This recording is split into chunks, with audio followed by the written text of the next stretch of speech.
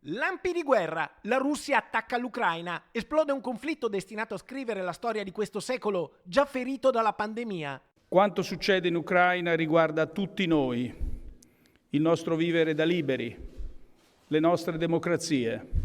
In questo scacchiere l'Italia e il Veneto diventano teatro indiretto della prima guerra del millennio in Europa. Innanzitutto perché Vicenza ospita due potenziali obiettivi sensibili, la base americana ad Aldin e la caserma Ederle, quartier generale NATO e comando delle forze armate USA dell'Europa meridionale. Credo che sia opportuno nelle prossime ore anche un incontro col prefetto e con il signor Questone, che sono responsabili dell'autorità di pubblica sicurezza, per coordinare anche eventualmente i livelli di attenzione che sicuramente verranno indicati dallo Stato centrale, quindi dai ministeri competenti, in particolare il Ministero dell'Interno.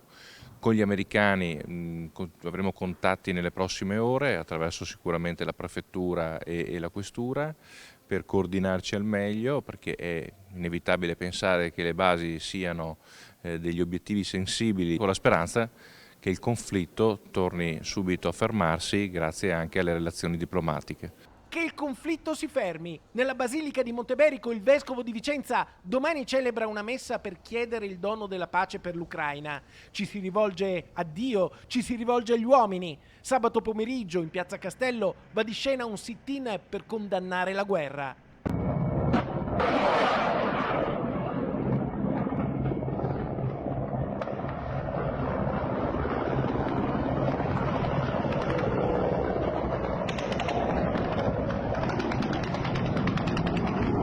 Il premier Draghi, dopo una consultazione del G7, si è recato a Bruxelles per un Consiglio europeo straordinario in cui viene deciso come colpire economicamente la Russia.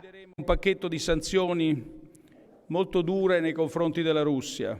Ma nel 2022 l'economia globale e delle sanzioni alla Russia, così come della guerra con l'Ucraina, ne pagano il prezzo anche le aziende venete. Vicenza è la seconda provincia italiana per esportazioni in quell'area. L'export in Russia e in Ucraina per il vicentino vale circa 450 milioni di euro, senza contare che il 30% del gas russo esportato in Europa finisce in Italia ed è uno dei meno costosi. È importante che intervenga il governo, lo Stato, attraverso aiuti finalizzati sia per cittadini che per imprese, e poi allo stesso tempo le aziende devono mettersi nelle condizioni di lavorare tutte insieme per aiutare le persone più in difficoltà attraverso sostegni anche di natura economica e taglio dell'aumento della bolletta.